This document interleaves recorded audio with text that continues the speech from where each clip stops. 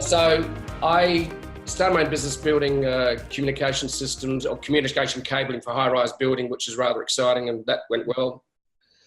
And then I noticed the internet in 1995 and went, wow, you're not going to need libraries anymore, and came up with some ideas that were way ahead of their time. A company about selling videos online called Media Now, which is essentially was what the Netflix model, but it was just too early.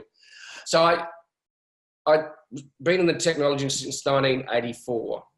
And, but what really excited me in 2008 was I discovered social media. A friend of mine, a lady I was going out with at the time, said, why don't you get onto Facebook? And I went, so okay, got onto Facebook. And I noticed people's obsession with it. And I went, wow, there's something going on here. And then I got on Twitter, noticed the same sort of behavior.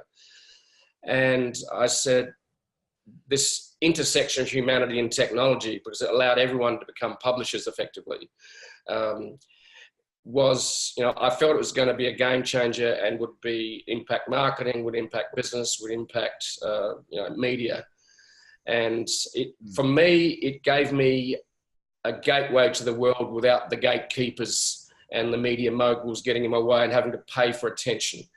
And so it really, really excited me. And I read a book by Tim Ferriss called The 4-Hour Workweek, and Tim's idea back then was to, essentially you can create a life of freedom if you embrace this digital world.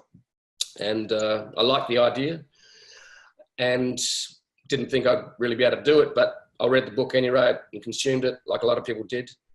And then a book by David Meerman Scott called The New Rules of Marketing and PR was another book I read. And David's actually become a dear friend now. And he was one of my gurus back then. And he talked about the idea of building trust and attention online by creating content online and attracting an audience to you.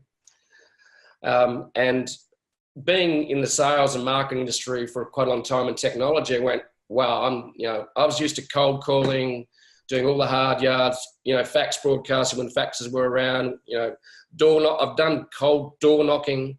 And I went, so the idea of actually creating content and attracting an audience and building a business around that, I liked the sound of that. And then there was one thing that really pushed me into what I'm doing today was a little blog by HubSpot.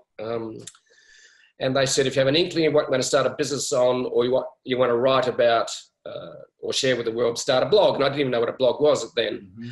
And so I went, okay, social media is fascinating. I'm going to write about that. And I'm going to start a blog. And on March 9, 2009, 10 years ago, just over 10 years ago, I